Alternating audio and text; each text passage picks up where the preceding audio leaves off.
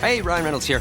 Wishing you a very happy half-off holiday because right now Mint Mobile is offering you the gift of 50% off unlimited. To be clear, that's half price, not half the service. Like, Mint is still premium unlimited wireless for a great price. So that means a half day. Yeah? Give it a try at mintmobile.com/switch. Upfront payment of $45 for 3-month plan, equivalent to $15 per month required. New customer offer for first 3 months only. Speed slow after 35 gigabytes if network's busy. Taxes and fees extra. See mintmobile.com. 'Twas a cold winter's night, and without any heat, I wore Bombas socks so they'd warm up my feet. Yay, my feet cried. These socks are the best. So cushy and warm, I can finally rest. But don't rest, I said. There's more, if you please. Bombas also makes underwear, slippers, and tees. And for each thing you purchase, they donate one new to someone who needs it so they're cozy too. Everybody deserves to feel good all the time, so gift Bombas this season. That's the end of this rhyme. Go to bombas.com/audio and use code AUDIO for 20% off your first purchase. Hey everybody, I'm Ziggy Alberts, and this is Sober Awkward. The kettle's boiled, Vic. Great. Perfect timing. Just a dash of milk for me, please, mate. Here you go. Shall we get started then?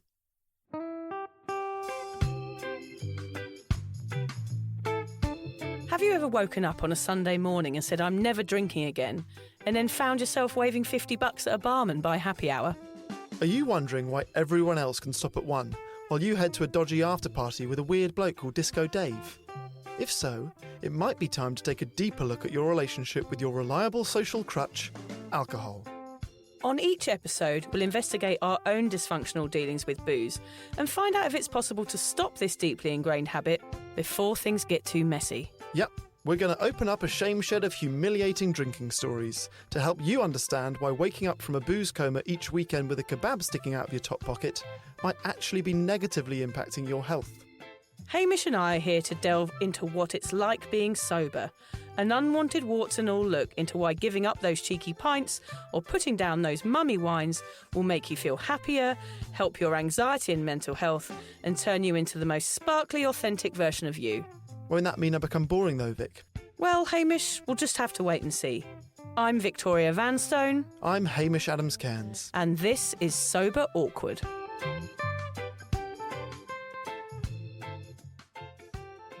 Do you know what's weird about today's episode, Vic? What? Not once during the whole time that we hung out with one of Australia's greatest singers did you show me your musical talent. I know, what, my mouth trumpet? Exactly. Yeah, well, I was scared that he would be so impressed and would ask me to probably come on tour with him. What do you think? I'm sure he's got a horn section. I don't know if he has a mouth horn section. Yeah, I'm not sure. He needs to get one. If he did ask, I'd probably be forced to leave John and the kids and travel around the world with him. Would that be a tough decision to make? No, I don't think so. I'd be out of here before John even got back from work, quite honestly. And you know what? The tour would be better off for having you awkwardly standing at the back of the stage doing your mouth trumpet. Everyone would love it. The Sober Awkward fans would love it. In all seriousness, Haim, our guest today has just set off for the Australian and New Zealand legs of his tour. He will be on the road between now and the end of November, so we thought this would be a perfect time to talk to him.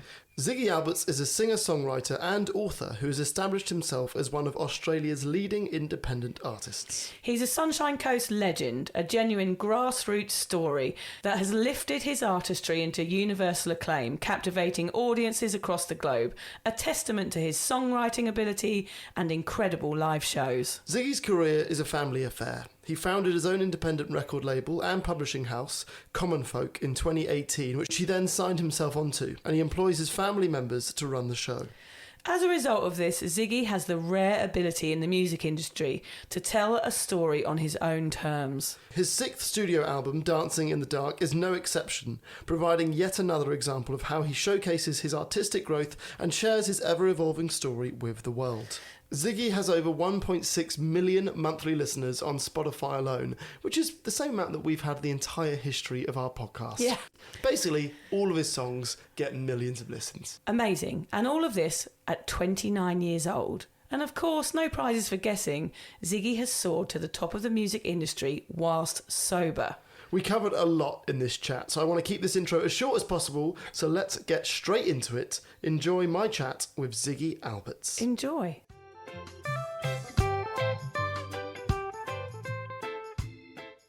So let me begin by saying welcome to Freddie's bedroom, aka the studio. You are next to our 2-foot green dinosaur.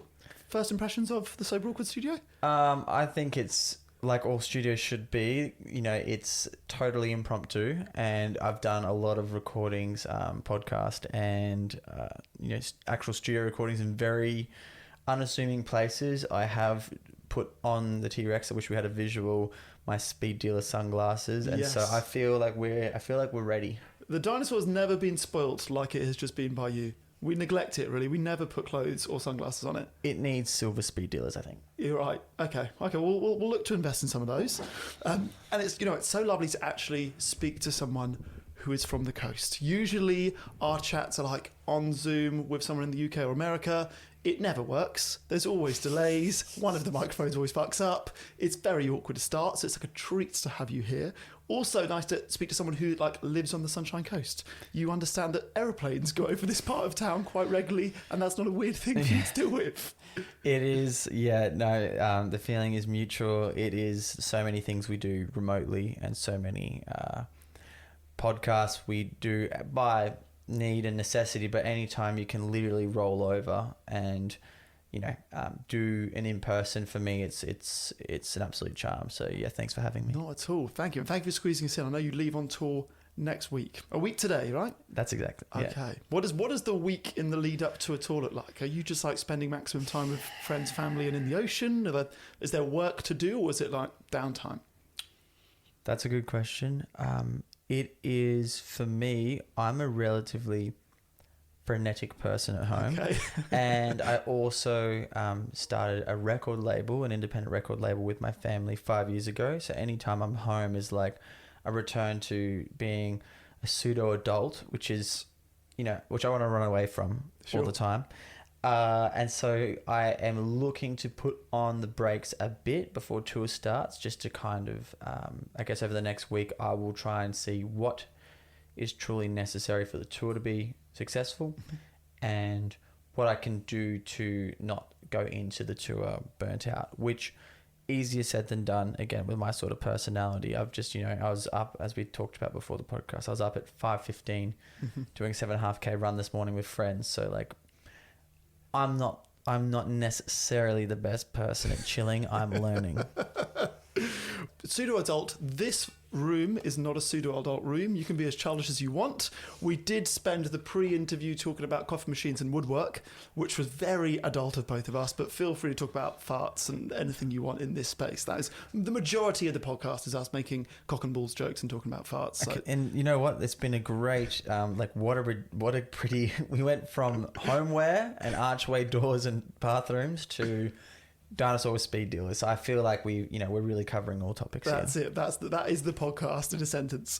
So what struck me in researching you ahead of this conversation is that drinking alcohol, to a certain extent, is about conventionality, right? We grew up around it. All of our friends do it. Our family does it. So we just sort of end up doing it. And your life has been anything but conventional. So homeschooled until you were 13. You then set up your own record label, like you just alluded to, employed your family to run it. Then you started releasing poetry because why not? You obviously have a passion for it. You can write well. So I guess my first question is, do you think that the unconventionality of your life helped with the idea of not drinking because everyone else does? Yes, and I'll delve into why. I think overarchingly, absolutely. Growing up homeschooled, particularly before, at the time when my folks were homeschooling us, it was still like, are you trying to damage your child? It wasn't like a cool, trendy, okay, yeah. it wasn't niche. It wasn't like something cute. It wasn't farmer's market. It was like, are you trying to damage your child? And so credit to them through the 90s before it was cool. Everything's a little edgy before it's cool. And that was homeschooling as well.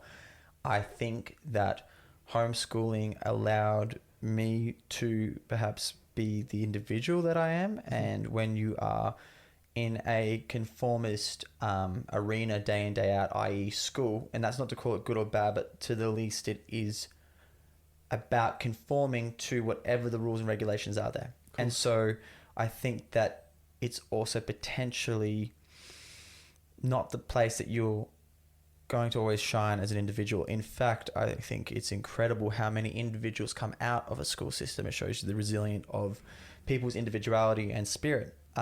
It's certainly always then, I guess, when you are homeschooled, like you know you're different and things are different. And then if you're like if you're already a weird kid, which I was and am, then like, you just know what's up. And,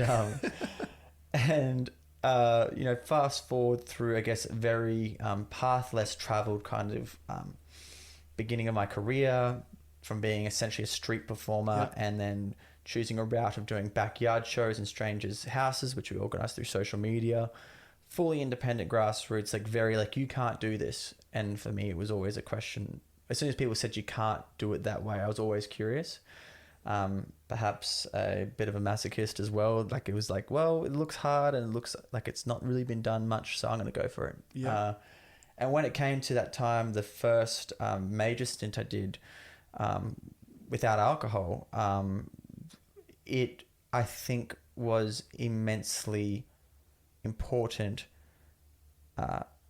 It was actually, this is the crazy part, which we'll talk about more, but it was actually easy. Yeah. That's what's crazy. It was that it was, and I'll explain as to why, but it was made easier by my upbringing. And I think depending on how and why you're doing it, I do believe that people will be surprised and could be surprised about the time away from something that seems like perhaps integral in their social and weekly kind of life. I feel the same way. I feel like that is my opinion on it. It's not a popular opinion to have. Like, this is actually not that bad, because obviously people have had a huge problem with drinking. Like, fuck you. Like, this is the hardest thing I've ever done. But I guess for anyone who's given up without a problem, it's not impossible. Like, it's actually more rewarding than it is difficult. And it's just, I guess, the fear of giving it a go that keeps people away from it. We're very good at making up excuses why we drink. Mm-hmm. We're not great at considering the benefits of not drinking. It's been my experience of it generally. So before we get onto your sobriety, you ended up going to school from the 13 years old to 16 years old, is that right? That's right. Which is obviously the most formative years in most people's drinking lives. And at school, I think like this is probably true across all schools, it is cool to be rebellious, right? People are drawn to rebellious kids. Mm-hmm. When you're 13, 14, 15, 16, rebellious, in my experience, means drinking, smoking, breaking rules. So when you enter the school system for the first time, how did you find integrating with that new circle of friends, making friends? And did you go, I will drink, smoke, or rebel to sort of win over the crowd? So I had, I think, a particularly lucky, for a lack of a better word, a lucky entry into school. Mm-hmm. My sister had just gone to that school. She was a year above me, same story. And so there was that aspect. I also, at the time, had, blonde white hair and perceivably was a surfer. Little do they know that, I would go on to do, 2 maths and 2 sciences, no art. And, seeing like maths and science, and like full in the books. And so they didn't know I was a nerd. At first I had, people assumed I was some cool surf kid, which I let that play out as long as possible until they realized. And I actually had my childhood girlfriend from the surf competitions I used to do. We went to the same board riders is what it's called. And my childhood girlfriend was in my grade, Okay, and so I had a ridiculous entry, like you can't have a more cushioned landing than that to any schooling experience, whether you're homeschooled or not. So that for me, I guess the ways, now that you say it, the ways I rebel in general or have rebelled as a teenager weren't maybe, they were different too. I wanted to impress my peers. Of course I want to impress my peers, but I think it was pretty clear to me that school to me was a game, and it was like, how am I going to win? Like what I'm here to do is get grades, to not hold back my life otherwise. And it was a relatively new experience to go to 3 years of school instead of 12, not including if you were in prep or whatnot. Mm-hmm. I was having a fresh experience. So I would say, however, that probably because of finishing school and that year 12, I was really young because I went up a grade, got in early. And so I was, 15 for the first 2 terms of year 12 and 16 when I graduated. So funnily enough, the most partying I did really was like 16 to 20. I guess. That was, if there was any party period, that was it, because I graduated. You go to schoolies, and so that's where I did, the most of my drinking, which I wasn't particularly good at as it was, but that's where I did my drinking or smoking weed. That was the time. And then moving from 16 to 20, and I'll detail, I guess, what life looked like in those years. But by the time I quit everything else to do music, I was 19. And as far as I took it upon myself willingly and in an excited manner to make music the only thing. And therefore I've been essentially working for myself for 10 years already at 29. And so when you have a passion like music, and that's, and a vision like that, you're just not interested in wasting time the same way. Okay, here I was thinking school's going to be hard. You're the surfing nerd with a girlfriend. It's a flippin' breeze. It was, I'm telling you, I got, they just didn't know if they knew how nerd I am, I got lucky. So yeah, it was a blessed situation. Okay, so let's talk about the party years. So 16 to 19 years old. Is that when you sort of started playing music in local bars or coffee shops, or was that the first time you hopped in the van and started traveling? What do those years look like for you? 16 to 19, so graduated, and then you do, you do your whole schoolies things. And I would happily say if I'd actually dived into any other, drugs other than at that time smoking weed and drinking alcohol, but I just never did. And we can go on to, I guess, how your friend group does impact that. For sure. But at the time, I guess, I had pretty, we just were keen to surf.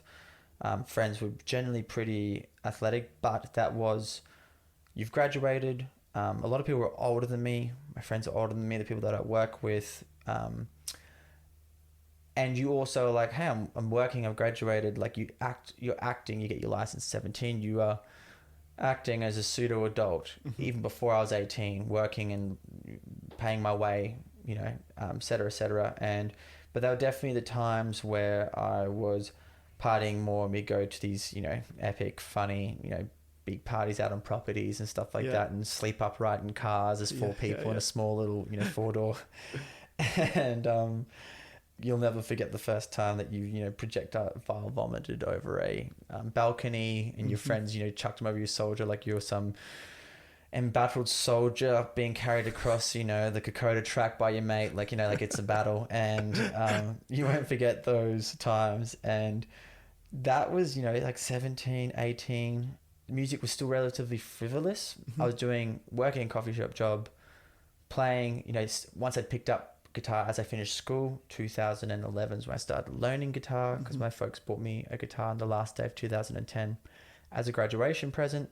And prior to that, I didn't play guitar. I played some upside down chords on a right-handed guitar. I'm left-handed, therefore, for those who aren't necessarily familiar with guitar, you just don't stumble upon left-handed guitars. Rarer than hen's teeth. And I guess those first couple of years until I was 19, basically, I was like, right, I'm doing this hella high water. Go out like what we all did on the coast. You go out a couple times a week, maybe go to the Thursday uni night, or you go, you always had some theory about why Friday or Saturday was better. And, and that was that period, I guess. That was that period of time in my life. And by the time I was pursuing music, when I first started pursuing music heavily, definitely there was still more partying, because it was so much fun, as far as there was really laid dopamine experience of not only were you partying, but you were doing something meaningful in your job, and you were surrounded by awesome people, and you were on this one-way adventure that you'd never been on. So there was such a huge amount of joy in that time. And I certainly, because I came out unscathed and I never pushed it. And like I said, I would happily say if I had tried harder drugs, but that, for me and my crew, it was just smoking weed at that time, and drinking was already enough and a lot, which I'm mega thankful for. For sure. The day that you gave up, so you're 19, is this the time where you're going, right, I'm gonna give up for sure? Well, no, 19 was the day you gave up your day job. 19 was the day I gave up my day job. Which, that story I find both inspiring and confronting in equal measures. I'm like, this is so awesome, he gave up. Like, I heard you say in the past, like, there was no signposts that, like, you were going to make it, but you thought, well, screw it, I'll give up and give it all. Which I find inspiring. I find it confronting because I can't do the same thing. I'm like, this is what I love doing, these conversations. I do this one day a week and I've got 3 other jobs. And, like, having the nuts to go, screw it, I'm just going to go all in, I do not yet have. So I applaud the 19-year-old you. Thank you. And it's also, you know, like, it's also easy to take those risks because there was less of them. Again, we speak about when things are easier. And if I think about the commonalities, that time was easier. Why? Because you're 19. Like my folks said at the time, they're like, when else? They're like, do you want to do, like, when are you going to wait to do and take the risk? And so when you're 19, you haven't got a mortgage, you haven't got a child, depending on you haven't got a partner. Those are very real things that I, not having a family myself yet, immensely respect. That changes everything. And so that's why I'm thankful at that time I took the risks that I really could take without being detriment to other people. You touched on the drinking being fun, and I think probably what's good to say is that there was maybe a shift in that 19 to 21, late 2015, where I decided to just curiously stop for a month, right? I would say I didn't exactly know why, but it was a gut feeling, and there's some very obvious factors. When you play shows like 5 days a week, and every day people want to celebrate with you, you have a beer at setup, you have a beer after, goodness forbid you meet a beautiful girl, or you're with epic friends you haven't seen, or new friends you just made, and you drink some more, and all of a sudden that's 3 or 4 beers without even being drunk, mad, right? And if you do that 5 days a week, like, where are you at? And I do think that probably a spur of why, for example, I stopped smoking weed was I had an experience where it was the first time, and I remember why, it was the first time that I smoked it to try and rid some of my anxiety. And it was the first time I did it, and it was the last time I smoked weed, because it just completely flicked the switch for me. Before it was fun, and then it became something. The moment I did that, I was like, I'm out. That anxiety was life anxiety or career or on stage? Yeah, what specifically? No, not stage anxiety. It was life and circumstance of just, you know, personal, suicide of someone close to us. It was just actually a local here, my brother's best mate, like, just coming out of surgery, chaos mode. And it just needed, for me, it just switched me off. I was like, I don't even know if I had the conscious, well, I'm stopping now. It's just like I was out. And I would say probably the thing that was the biggest marker for why I stopped drinking and went on this little month experiment was 2 reasons. One, I didn't like the idea of being like unfit or having like a little beer belly as like a 21-year-old. I didn't, and I wasn't there, but I also wasn't like, I was like, I mean, I'm trying hard to get a 6-pack, still don't have a 6-pack, but it was more erring on the side of, I was like, like, that's not cute at 21, and easy to happen, right? The second thing is, I'd say that the biggest marker was, I'd say, loneliness. I'd say at the time, I had a lot of pushing myself way hard, pretty lonely, living in a van, traveling all the time, never having any grounding. And I just felt like there was, if I reflect, there was an edge of like, there was some association with stress management and a bit to do with loneliness. And I can't tell you why, but that's what was there for me. And I didn't like that. And in the time, what began as a month, that would become, I think, about 4 years. The things that shifted in that time as to why it was easy to stay that way, or why it was a no-brainer, were also around to do mending loneliness. Yeah. I wish I'd had the same headspace. So like, I used to act, and big thing in England is going to the Edinburgh Fringe, right? The whole theatre world or comedy world goes to the Edinburgh Fringe, which is 30 shows in 30 days, and it's a massive piss up. And for me, I never did the right vocal training or breath work. So like the dehydrating effects of drinking or smoking, just I would have, by like show 17, I had no voice. So I've always been surprised by singers who are drinking and smoking as much as they seem to, that they still have a voice. I'm like, I was cane. My voice went immediately. If you're doing 5 shows a week, like the voice is a very delicate thing to control, right? Did you ever have nights where your voice conked out? That is like such a fine point. And I also want to add, by the way, I've actually never had the chance on a podcast or any long form to discuss this in length, which excites me immensely because what you talk about in that cross-industry example, you have to see some people can smoke and drink and play 6 days a week. Yeah. And maybe I could, but from what I understand about my body and my voice, for example, dude, I'm running now before every show because it helps my diaphragm. Mm-hmm. I do Wim Hof before every show for both nerves and for pushing back my inflammation. Mm-hmm. I do vocal warm-ups every time before I'm on stage. There's not a night that I don't. Mm-hmm. I'm mega hydration focused more and more now. Moral of the story is that I don't know how people do survive on that. And I think if we look over a period of time that's more than a year or two, we see that people don't tend to continue to have that success. It's a quick burning flame regarding their health. Mm-hmm. And how that sort of behavior impacts your voice. I'm at that age now at 29 where this is the period where people do get their vocal injuries and vocal surgeries. And I don't want to do that. I'm not interested. And so it to me falls part of a bigger habit set that impacts my life in such a positive way that I'm actually just not interested. And I'm not saying that in a pompous or self-righteous way at all. I'm saying in genuine, I'm now just at this point not interested. Yeah.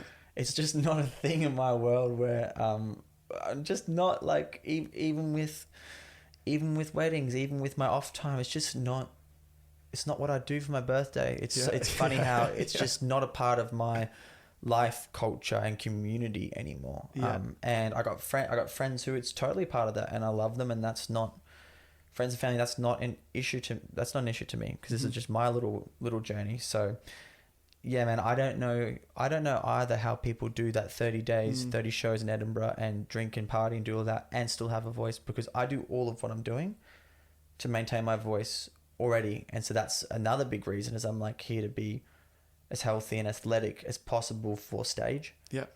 And for my life. And so again, it's just another thing that just gets crossed off the list because it's like, well, it just kind of backfires on all the hard work I'm doing. For sure. I think a lot of people give up and they talk about the amount of time and energy that they get back that they used to spend in pubs or bars or hungover or thinking about booze or driving to and from bars, right?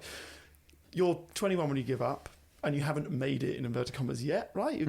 Yep. So what did you find yourself feeling hyper efficient? Were the gigs going better? Were you booking more? Were you traveling more? Were you leveling up as a human and a performer at that stage? Absolutely.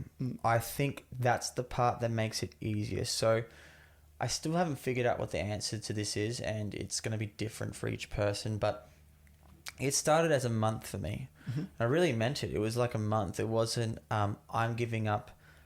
There's two sides to a coin, I think, on this subject. And again, I'd love to hear people's thoughts on this. You must seek a strategy when it comes to giving up something that's important to you. And there's been other things that have been harder than that for me. If I was to give up coffee tomorrow, I'd really need to have a strategy, because it's just part of my ritual. With drinking, I think we need to see, or with anything around addiction or mega habits, is how do you mentally approach it? Are we giving up forever or are we giving up indefinitely? Yeah. If you saw my hands, they're clasped together right now, and I'm giving coin flips like you don't know what the heck I'm talking about. And I just feel maybe if you say I'm giving up till the day I die, it puts an end date that you're looking at and it is forever away. Whereas if I'm doing this indefinitely, it's saying now. I'm doing this now. I don't know when it will end, but I think it's for the foreseeable future. And it means, for me, I think if I was to choose one or two, I would choose indefinitely opposed to never. They're a similar thing, but slightly different psychosomatic effects. Yes. In my case, it was a month. I was curious, and I hardly talked about it. And I think, there's an Alan Watts talk on YouTube about this, and he's like, you can't give the devil notice. And I'm not a religious man, but he's like, you can't give the devil notice because who do you think the devil is? And he cracks up laughing. Yeah. And, it makes you reflect on not even giving yourself too much notice, being in some ways casual. We can't always afford to, and there's other things where you have to be depending on where you're at. And because I wasn't, aside perhaps some cure for loneliness and fatigue particularly, it hadn't become a problem. So that's why it was easy. And I always I would recommend strongly to anyone, if you're curious about this just for fun, you could just do it for fun. You could actually just stop and see how life is. And at 21, I do. And it was a month. And I remember it was maybe also, I was in Germany, I feel like at the time, traveling back from Stockholm. Last beer I had was at an Indian place. And then when we into Germany, and so there's lots of the beer fest, Oktoberfest was on, and I was just casually going, oh, like, no thanks, no. And the months that followed were just so glorious, no doubt challenges, but I was traveling with my sister and her then partner. So I had company. I had first, and that's when my sister became my manager. I had help on the stress management of doing way too much as one person, as an independent. I was running and doing like cross training, and so I was getting stronger and fitter and healthier. I then, the next tour, did something called the Runaway Tour, which was this massive Australian tour, and it was very a positive vision of how life could be and touring could be. And I had a couple of friends come on the road. One is a merch guy and one was filming. I had company. All of a sudden, my life just got so much better. It was like, why on earth would I? It's like, do you miss it? It was like, miss what? Like, as far as everything just got so much better. It was, to me, a part of why things got better. And talking about why I think we can go into after this, but it was just things, life got better as a whole for a number of reasons. Perhaps I was more invested in my health, did more proactive things to that, worked on the fact that I was lonely and why, worked on being overworked by getting, getting my first manager and management help. And so life just, 1 month came by, then 2 months came by, then 3 months came by, and 6 months came by, and and then at 3.5, 4 years, 4 calendar years later, I was still on that wicket because it just was a natural roll-on effect. Yeah. Well, I feel like you just glossed over it, but the fact that you were in Germany during Oktoberfest during your first month of sobriety is like, well, if I could do that, I could do frickin' anything. But the way that you voice the two sides of the coin, I've never heard it put that way. And that's been a huge thing for me. So I originally gave up for a year because forever felt like too long. And the difference between giving up for a year and forever is a year or 30 days like you did, you are counting down days, okay? As soon as you get over a year or over your 30 days and it's forever or indefinitely, you're counting up. And that is a complete mind shift. Wow. Right? Counting down versus counting up, that's a beautiful way to put it. Yeah. That's, one's totally feels rather negative and one feels positive. Exactly. That has been my experience of it. And now... And I think I'm very much, without realising it, I'm in the indefinite camp rather than forever, because forever still feels too terminal. I'm like, I'm never, ever, ever. But indefinite, I'm like, yeah, I can get through today, I can get through tomorrow, and that's a complete breeze. And actually, another thing that you touched on there, which we always talk about, is this idea of giving up alcohol is the least interesting thing about going sober. The interesting thing is doing the work. You discovering why you're lonely, discovering why you're overworked. How can I solve that and employ my sister to be my manager? Like pulling in the people that are close to you to help you through the reasons that we drink or the reasons that are causing us stumbling blocks in life. I think that is the most fascinating thing about going sober, right? It's like all of the things that go around it, all the things that you spend your time and energy doing when you're not drinking. I couldn't say it better. That's a really beautiful way to put it. And I think about this a lot at the moment in regards to efficiency on a couple of different things. I live a pretty busy life, just came back from 6 months of international touring straight, and next week on another tour. It's so amazing how I think a fundamental factor looking back and seeing now, because I am, although I've said nothing about it online, but like I'm back again on a just absolutely no. For me at the minute, an indefinite no. And the same feelings have arose and is curious doing it again these years later. where it's like not even a drink here or there. It's just at the moment, just no. The power of a positive no. I think that's something that is underestimated. And I think what you get is, it's not about saying no necessarily to the alcohol. Alcohol is like the instrument or the catalyst. Yes. It's then the fact that when you're at Oktoberfest and you don't really want to have a beer, you don't actually, like, you know, beautiful vegan cakes outside, like, I want her to be polite. I do. I want to be sociable. I want to have the cake with you guys. But I just ate and I'm feeling great, and I don't actually want to. Yeah. And so in a really positive way, being like, oh no, like actually, like, no, thank you. That is something that's so underestimated, because you develop your willpower. And I must say that anything that develops your willpower, where you're standing over an ice bath, which I'm right into these ice baths, and you know, every time you stand over the ice bath, you're like, I don't want to do this. I don't want to hop in this silly little freezer full of ice. Why am I doing this? And you're like, hey man, you want to do it because you're standing over the thing in a pair of boardies. So like, you know, developing your willpower and getting better at harnessing that energy.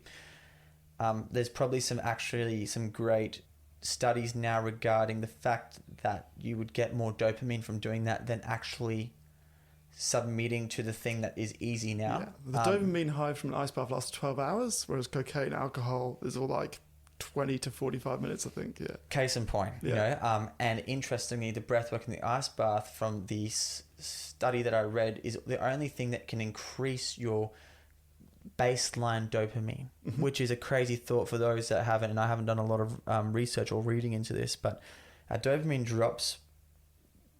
We get these huge Monday blues. I still get them after tour. Mad, without the drinking, without the drugs. Post-tour blues, man, are like... real. Whoa. They're like a chemical nightmare. You know, like I am so depressed for a couple of days on and off. Like it's horrible. And there's... to date, nothing I've found other than you have to just write it out, because you have layered your experience of positivity. So let's say you don't drink, so you are conscious, you're meditating, you're doing your Wim Hof, you're playing shows, you're meeting epic people, there's cute babies getting held up like it's a Lion King moment in the front of the crowd. You're meeting all these people, having truly meaningful experiences that are awesome. You plummet. We all plummet when we layer our experiences. I think that's an incredible find, is that when you layer with drinking and a really good time and good people and a beautiful environment, all of a sudden you're actually having a wicked, awesome high. And the cool thing about the ice baths, going back to that, and the breath work, was that it was one of the things that if you expose yourself to it over a period of time, you can increase your baseline level of dopamine. And that, to me, that's like increasing your actual biological happiness. Yeah. And that's like, that would be, I think, a huge reason to see, well, if I want to increase my biological happiness, like something that's a bodily thing, what will I do? Will I do my ice baths? Will I quit drinking because at the very least it's inflammatory? Yep. Will I start to get back to my circadian rhythm? Will I have more meaningful interactions? All those things, all of a sudden, yeah, man, it's the power of a positive no. I think that's something that, in hindsight, and now I think in a culture that's very like, and goodness forbid if you're an agreeable person, which I actually am, you don't want to make someone feel uncomfortable by saying no when they're offering you a drink, because they're doing a nice thing. They're actually trying to involve you. And so the power of a positive no, I think, is something that's underestimated, and you can use that. There can be many instruments. That might be coffee for someone, that might be weed for someone else, that might be, I don't know, phone time at night. But developing that willpower, I think, actually has been one of the most important factors across the board, period, for me. I'm surprised about how much of an impact it's had on my day-to-day life. I love that concept of a positive no. I always find it weird, like now because of what I do for work, or what we're talking about now, people want to talk about things you don't do, you know? But I was fascinated by the fact that I just don't drink. And I'd much rather talk about something that I do, you know? It's just something that I say no to and most people say yes. It's a weird concept to have to talk all the time about something that I just don't do anymore. But the music industry generally, I would imagine, is sort of soaked in alcohol and drugs. That's the sort of the perception that I have from the outside in. So two questions, I guess. Was there someone in it that was sober that inspired you to be sober? You know, was there one person like, well, if they can do it, I can do it? Or, you know, maybe it was someone who wasn't in the music industry. And then the second one would be, what's it like being in that industry on a tour, for example, where you're the one not drinking? Well, I'll start with answering the first one. I think, and again, this is actually not something I've ever even talked about in an interview. I did have one very early incident in my life that has shaped my view around alcohol, and I think it's my earliest memory. And it was my mum saying that my granddad couldn't come back to the house because he was an alcoholic. And I must have been little, man. I was like 3. It's one of my formative memories. I can see the couch. I can see the phone. It's a phone with the cord still on it. And, you know, and obviously I didn't understand at the time the weight of the conversation, but you can see your mum's upset and you're like more or less a toddler. And it took me a long time to forgive him for that. As far as I carried a lot of just like, man, I hate this dude. Really? Big time. Yeah. And I, on purpose, didn't, even once things got better and he got out of it and his relationships with his daughters, including my mother, got better, I still was just like, just black about it inside, you know. It was like, I'm purposely not going to see you to punish you for screwing up. Until, thanks to my then partner, my ex, a wealth of knowledge and insight, she was like, well, that's pretty heavy. Like, as far as like everyone else is chill and now you're just like, you know, you're still carrying that. And I had to say, well, he had a second family after, who's my now aunties, who are my age, who are my half aunties my age, who I work with. One of them is my manager. I tour with the other one, and my life is so rich with them in it. My life is richer with them in it. And so where do I, as a young man, put the finger on my grandfather about, you know, should he have stopped and got his act together before my aunties were born? Because he didn't have his act together when my aunties were born, and a lot of chaos there, but I have my aunties. So being able to see a generational positivity towards a whole situation, that you cannot pull that out. And what I'm trying to say is that also helped me have understanding and appreciation for that. Maybe, you know, you're listening and where you're at, or where someone else is at in your life, having some trust in the process, which if you aren't religious, it can be hard to have trust in a process and to have multi-generational trust in something. And so I have that beautiful example of something that was quite negative that now I see, I'm like, you know what? I'm happy that things were chaotic enough, including his drinking, to the point that is a part and parcel of why my aunties exist. And I love them and my life is better with them. And so I'm like, thank you. Thank you for even not pulling up when you should have, because everything's worked out perfectly. And now he has, and things are awesome. That was a key to first part of the first question. That was a key memory that I think impacted me. My mum and my dad, particularly my father, is like a male figure. You know, I never saw him have more than 2 beers. He was, you know, a very disciplined and not someone who was, you know, the out of control guy. And so that was my role model, you know. So I had that sort of early memory. I had my role model there. I wouldn't say, to my knowledge, I would say I had more of an inward journey on, there wasn't someone necessarily else in music who I looked up to in their sobriety. That was quite an inward thing for me. I don't know if there was an example at the time, to be honest. It wasn't a clear example. Now I have clear examples, not about sobriety, but health. I've definitely taken notes from the likes of Xavier Rudd and John Butler, who I've been lucky to get to know a bit over the years now.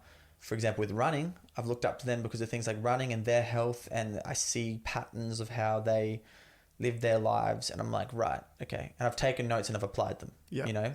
But when it came to sobriety, I had personal examples, but not professional examples. I think, if I can remember the second question, what's it like being sober in a boozy industry? Man, because I did that, two of my closest friends who I still work with today, 8 years on from that moment, I went on tour, but I very much was like, if you want to drink, if you want to smoke, as long as it's not affecting your work, I'm not here, like, unless you're like ruining the tour, go for it. Like, as far as like, I would go out sober. I'd go out with everyone and dance and party and like be the sober driver. Like I continued with life. We developed very understanding relationships as a result as young guys and girls together. We developed this understanding relationship of mutual acceptance. I think that is really important, and they also, and it's a credit to them as people, because they also held that space for me as their sober friend, you know, and they didn't put it on me. For sure. They didn't push it. Yeah. And so that, I think, means we had our own bubble. We were kind of all these misfits that, you know, misfits that just formed our own little world. And then reflecting on how it impacts touring life now, I think that, you know, I got right into running obsessively, because I don't do anything in halves. Got right into running on the last tour, and, you know, watching the subtle effect of then I'm running with my buddy Kim, who was on tour with me as the support act. Yeah. I'm running with Charlie, who was the filmer, and then we're running with Brad, who was the photographer, and then Ria and Lisa are going to gym together, and Nathan goes and does his big walks, and Rourke, my brother's doing 100 push-ups, you know, side staged every show. He's my stage manager. Yeah. We just got into a rhythm, and I do think we positively affected each other. And so they still drink, and they still, you know, smoke and do whatever, you know, like it's not like some sobriety bus, but we coexist. Yeah. And it's like our tour is mega positive, and no matter whether you are sober or not, the key thing that we need to find, which is a big lesson for me that I'm working on, shout out Kim Churchill, amazing Australian musician, but good buddy of mine. Are you unwinding or are you unraveling?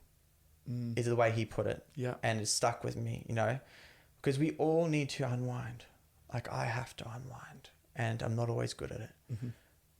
And there's unraveling, and we just have to be honest with ourselves when are we unwinding or are we unraveling? Because some people have a drink and they're unwinding. Some people have a smoke, they're unwinding. Some people have a drink, have a smoke, and they're unraveling. Yeah. And that, I think, but we must find ways to unwind, because you can go sober and be a pent up mess if you don't find ways to positively unwind. I've found that running has been one of the best things for me to do as an alternative way to socialise outside of a bar or pub. Like you're doing it with friends and people you work with. Like I've got a friend who visited recently who's like a big drinker, and he was so up for running. And I was like, I think men particularly are like when more comfortable having conversations shoulder to shoulder rather than face to face. That's cool. I didn't think about that. Yeah, it's a big thing. So like shoulder to shoulder therapy is a thing in men. So running with someone and being able to have these deep conversations, not necessarily eye to eye, is a really beautiful way to connect, not over a pint, is what I found. But you said that you picked up running during your last tour. I know you've spoken quite openly about in 2017 when you did this tour where you felt an element of burning out. And I feel like all of us go, touring must be great. It's just parties and girls and like adulation and applause and like it's the best thing in the world ever, surely. What did a burnout look like for you? Oh, jeez. It's a good question. This is not going to be a good... You can, despite all your best efforts, even being sober and doing all these healthy things and not partying, still have a burnout. Yeah. And you can still work too hard. And that's maybe the unwinding factor in not listening to yourself. There's so many things in it. But I would say it's not like you get sober and everything just magically fixes itself. Yes. But at least you're not adding to the pile of chaos. If I was drinking through that time, man, I just don't know how I could possibly handle more pressure than I was already handling. Yeah. I really don't. That's just the truth for me. I don't know if I would be strong enough to have been drinking through, for example, that time. I was like trailing through your song lyrics, right, to see if I could find any clues to drinking or the type of drinker that you were or the experience or whatever. So the Burnout Tour 2017, 2018 is when you released Love Me Now. Or it was released, I don't know if you wrote it then. But yeah, in it you sing, do you ever feel like just getting drunk to deal with what's been going on? And is that lyric the way that you were drinking? Was that the way that you were seeing people drink? Was that a thought that you had during a mad tour, like, this is a temptation to drink because this is fucking mental, what's going on here? Like, where did that lyric come from? It makes me think there's another lyric in a song, and I can't even think of what song. It's one of mine, may I add. There's a lyric in a song also around drinking that I can't. Probably one if people want to listen for fun. It's a song called Tell Me. And it's off an album called 4 Feet in the Forest. And I think that alludes a lot to burnout. It was like the first time the lyrics, like, I didn't know how to say I needed help. And I wasn't very good at looking after myself. That, although it doesn't allude specifically to drinking, I don't believe in that song. It alludes to the biggest challenge and why you drink. And if I think about it now, part of the reason you drink when you tour, man, you're so tired. You're so tired all the time. You're doing your major thing at like 10 p.m. at night. We're getting a massive dopamine. You're getting all these lights. You're getting real interactions. Your sleep schedule at best is 2 till 10. And if you've got any insomnia, sometimes it's 4 or 5 because you're so hyped up. I understand why. And like for me, I've, again, like, you know, I have these like lion's mane and another one called reishi, 2 mushrooms that I have in my tea at night because that helps me come down. I have that with a bit of cacao and maple syrup or something, right? It's intense. Touring is physically intense. The biggest trade-off I've made in my career is fatigue. Like proper issues with fatigue because it's so real. And maybe sometimes you just want to drink on tour because you need the sugar. Yeah. It's energy. It's the same reason you want to have a coffee or have this. It's like, it's sugar. And it helps you numb to like the fact that you're like, I have only slept for 3 hours and I'm playing a show. Like, I'm exhausted. But not for me. I would say the feeling around Love Me Now and do you ever feel like just getting drunk to deal with what's been going on? It's that desperation feeling that I've had where you just like, you can do it with coffee, you could do it with a cuppa, you could do it with alcohol, you could do it with smoking, anything. You're just like, man, I just want to switch my brain off right now. I just want to go on my phone and scroll endlessly. Like, I want to go, I just want to flick. Perhaps it's, you know, the prefrontal cortex. I don't know. The decision-making part, I just want to flick that thing off. Yeah. And that is something that I had felt around drinking and otherwise. And I think it's a universal feeling. And I think because alcohol is perhaps such a common part of at least Western culture, it's a reference that you can make where it speaks to a truth that people are like, yeah, I know that feeling. And when you sing it with that feeling, they're like, I get that. And it's like an admittance. It's like, do you ever feel like just getting drunk, dealing with what's going on? Yeah. Because we all have real stress in our life and we just got to figure out how to, you know, unwind opposed to unravel. And an important part of that whole journey for me that I didn't even get to share was I then got to this point and it had been 4 calendar years and there became a new challenge for me. And the new challenge was that I had, again, a bit of a masochist, I had proved the point. I was like, I know I can not drink and my life is as good, if not better.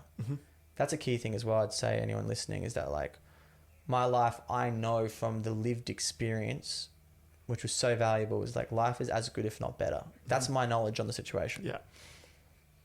It then became well, why can't I just like have a drink here or there? Like, have I proved this point to myself? And at the time I had, and that was, you know, and I remember that year getting drunk twice. That's all it took for me to be like, this sucks. Yeah. This is like, I remember the 2 times. It was like once at this little pub with friends and it was utterly hilarious. And it was a funny as night because my friends, some of which had been friends with me for 4 years, had never seen me have a drink, you know, were freaking out. So the first night was funny. And I remember the second night that, you know, I like, you know, got drunk and I was like laying in bed going, this sucks so much. Like, this is so average. Yeah. This is so subpar. Like, this sucks. Like, for me, this experience sucks. Like, you're sitting there, you know, head spinning. And so that became the new challenge for me was like, well, I've proved to myself this and now I want to be able to just, once you have this experience for a month or for 2 months or for 2 years or for 4 or whatever, depending on where your alcohol relationship is at, it's impartial. Example, a couple of years ago, I was trying to heal my gut and sugar was a big thing. So, you know, there I quit sugar, including alcohol, for 3 or 4 months and I didn't think about it twice. Like, it's impartial. And that's the beautiful freeing thing that I would encourage anyone who wants to feel more free in their life, is that developing the impartial relationship to something like alcohol is something I'll have for the rest of my life. It's like, yeah, I have it or I don't have it. It's cool. And then if I don't, like now where it's been another 3 months, was 3 months this week, where it's like intentionally, I was like, nah, I don't even want to have a drink. My precursor this time was developing more of my willpower. And I've been on a major athletic kick more than ever before. I'm like trying to be as fit and strong as I can possibly be in my life. Like I'm pushing my outer limit of that alongside touring. And so it just doesn't fit into that puzzle. You just look at that on paper, and developing that impartial relationship, I just think is so amazing, because then even during that time, just be a month or two. I came past a bottle the other day and I was like, I just can't even imagine going in now. Like it's just not part of my world. Yeah. It's just not there. And when you develop the impartialness to whatever that is in your life that seem to matter, some things matter. Your relationships matter. Your health matters. But my relationship to alcohol was impartial. Yeah. And I have the knowledge of experience that my life is as good, if not better, without it. And that is like, I can't describe to you the power of that. It's just such a positive feeling. For sure. And we talk a lot about the idea of having control over alcohol rather than letting it control you, right? That's the goal. That is the goal for anyone who's sober or sober curious. Like, I just don't want it to be a factor in my life that makes me make decisions I don't want to make anymore. The tie I see between that and your relationship with coffee, or that and your relationship with your phone, or with Pinterest or with Instagram. Interestingly, also through this time, I've had such minimal interaction with my Instagram and my social media. I've been getting a lot of it, helping have it run with my team. Man, so maybe I'm just feeling the impact of a more positive dopamine experience. You know, perhaps that's literally that simple. Maybe it's not even more esoteric than that, but I like to think it is more esoteric than that, and I feel in the world more. And so again, there's perhaps another, I'd say the social media thing's a big one, and we just have to, I think we also have to try and see what leads me to want to make bad decisions. What's the things? And I still make some terrible decisions. I still have so many regrets. But I think I have less of them than if I had the glaze, you know, if I had the things that would kind of soften my judgmental impact on myself or my awareness. There's no card. I can't pull the I was drunk card, which is sad sometimes. But you know, if I can't pull it, there's like, you got full accountability, and therefore you aren't going to wake up tomorrow and be like, well, I'm going to pull that card. You're like, you don't have it. You know, you've got no monopoly on that. It was such a good excuse for so long. We've lost it.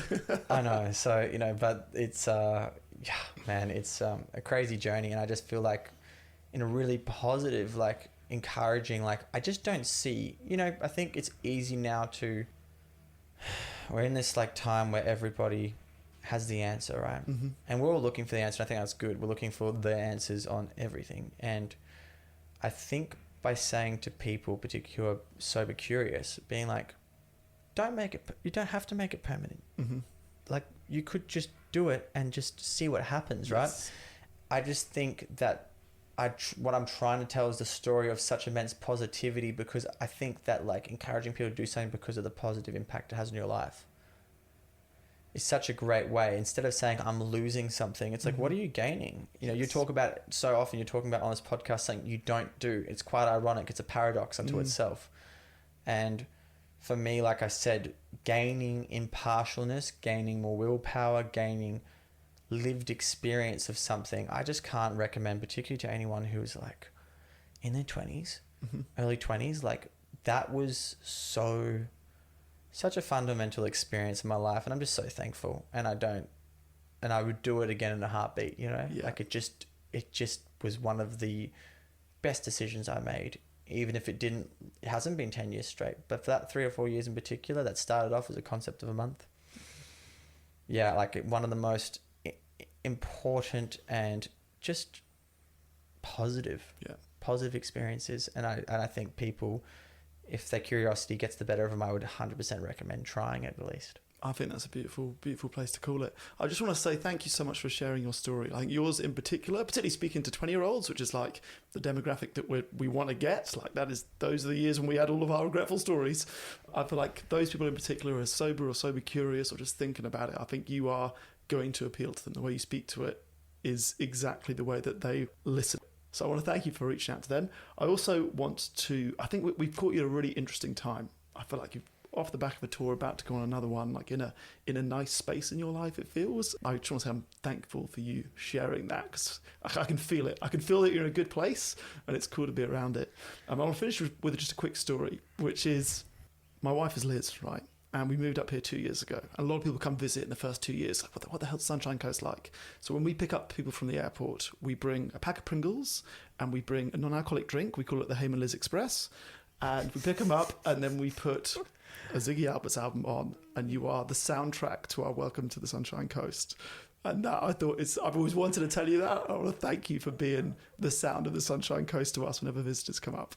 Man, that's so beautiful. You know, that makes me think about what I'd do if I'm taking friends on an adventure. I put on Ben Howard. You know, that's my equivalent. So I feel thankful to be able to tell a story which actually I haven't even really, beyond a couple of social media posts, been able to tell things people don't know at all about my upbringing in this conversation. So I feel really thankful for that, and I feel just lucky that in this time being able to speak from like a place of positivity, which includes the positivity of my sober experience, or the positive notes, you know, that's, I feel thankful for it to not just be reflective and be here today, the shell of a person.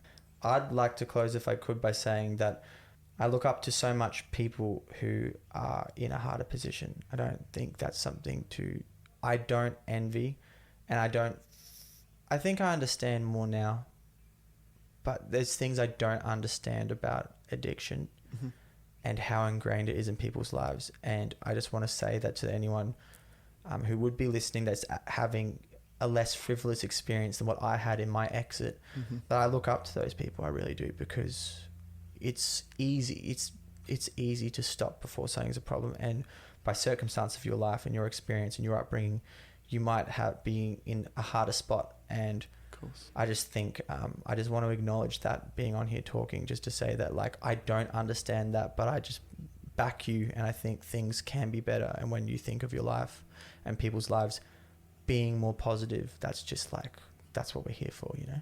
Absolutely. Well said. Thank you so much, Ziggy. Thank you for having me. An absolute pleasure. Right, lads, do you want a cup of tea? Yeah, go on then.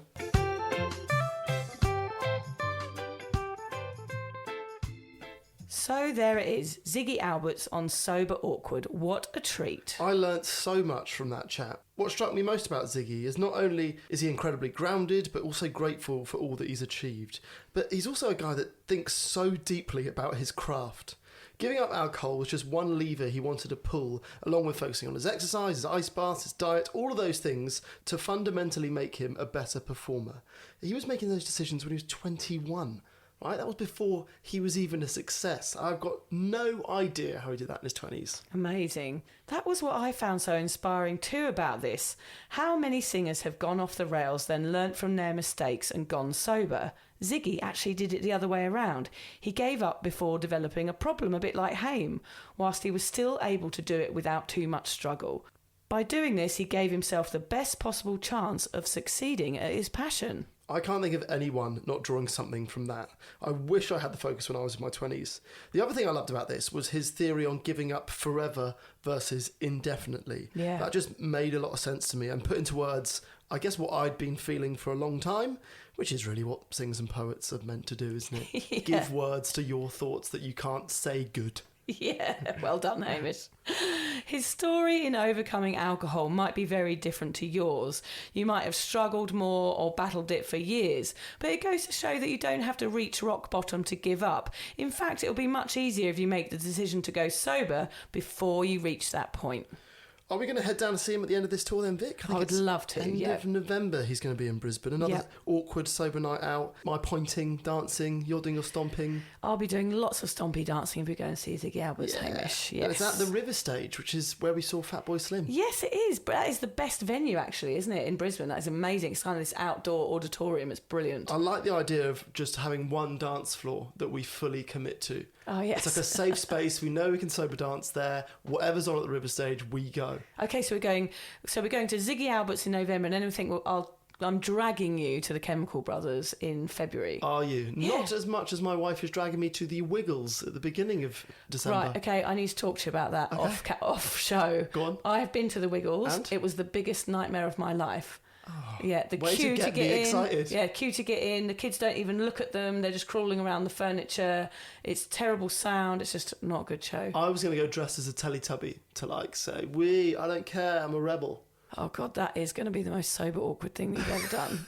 I will come and film it just to see how awkward, because people just go like, "Who's that guy? Yeah, what a dork." Can you come Absolutely without a not, child no. to the Wiggles gig? I reckon that is illegal. I don't think you can actually go. No, don't get me wrong. I love the Wiggles. I do love the Wiggles, Hamish. But But live, it's a no-go with kids. It's just awful. Because they don't appreciate it. I appreciated it. It was the fact that the kids didn't appreciate the little brats. Pricks. Yeah. I like the idea of going, what were your last 3 gigs that you've been to live? Fatboy Slim, Ziggy Alberts, The Wiggles. Yeah. I like that as a sentence. Love it. We just want to say a huge thank you to Ziggy Alberts for coming on our show. What a privilege, Haim. What an honour. You're welcome back anytime. Anytime he can come on, we love him. Thanks for listening, everybody.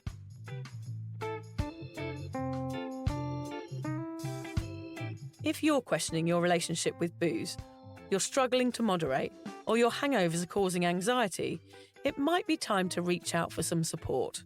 Yeah, just talk to a mate about how you're feeling, contact a local doctor, find an AA or sobriety group. Vic's got one. Yeah, just head to www.cuppa.community. Remember, if you're questioning yourself, it might be time to seek support.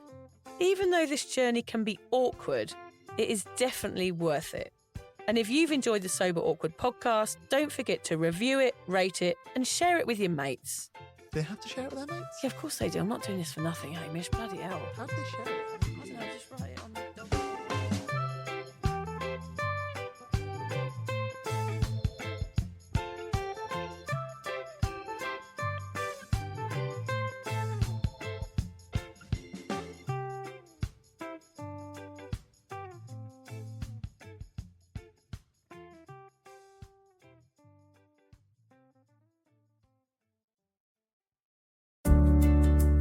Hi there.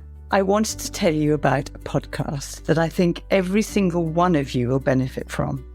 It's called Therapy Works, and it's hosted by me, Julia Samuel. I'm a best-selling author and psychotherapist.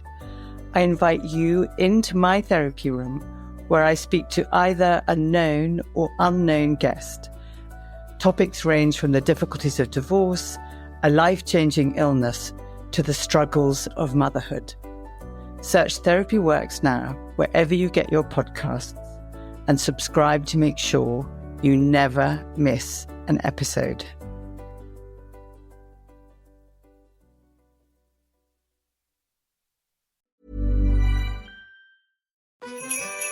Hear that? It's holiday cheer arriving at Ulta Beauty with gifts for everyone on your list. Treat them to fan-favorite gift sets from Charlotte Tilbury and Peach & Lily. Go all out with timeless fragrances from YSL, Ariana Grande, and Carolina Herrera. And you can never go wrong with an Ulta Beauty gift card. Head to Ulta Beauty for gifts that make the holidays brighter and even more beautiful. Ulta Beauty. Gifting happens here. Ever see an idea so clearly in your head, but struggle to make it real? We've all been there. With Wix, you can build a website for your business just the way you pictured it. Get the best of both worlds with AI and drag-and-drop tools all in one place. Stay in your creative flow and use AI when you want, how you want. Create a website your way. Try it out at Wix.com. Time for a quick break to talk about McDonald's. They say breakfast is the most important meal of the day. McDonald's thinks so too. That's why they're offering a sausage McMuffin with egg meal with hash browns and small hot coffee for just $5.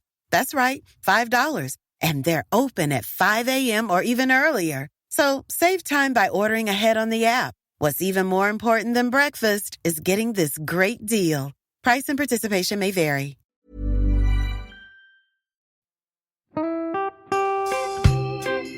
So, as you probably know, my comedy memoir, 1,000 Wasted Sundays, is officially out. All my magnificent fuck-uppery in one awkward hit. If you'd like to get your hands on a copy, it's now available from all good bookstores. We always say all good bookstores, don't we? Yeah. Are there bad bookstores? No, it's probably ones with moody sellers. Oh yeah, really depressed librarian folk. Yes, okay, good. So there are probably some, but we're only storing it in the good ones. It's only made it into the goodies. You can also get it from all good online retailers.